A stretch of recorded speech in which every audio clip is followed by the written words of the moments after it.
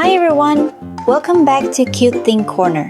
In today's tutorial, we're going to learn how to draw a capybara gymmer step by step. Grab your pen and let's start drawing together.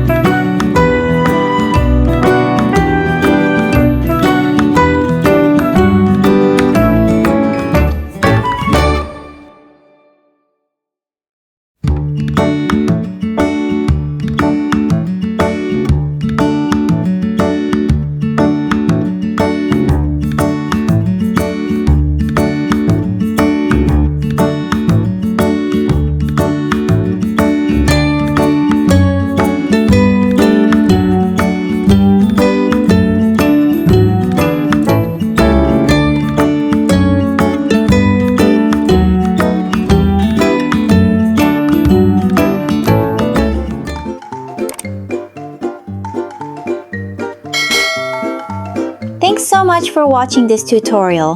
If you enjoyed it, please like, share, and subscribe to Cute Thing Corner for more kawaii drawings. Don't forget to share your finished drawing on Instagram stories and tag us. We'd love to see your art. Remember, it's all just for fun, so relax and enjoy the process. See you in the next tutorial.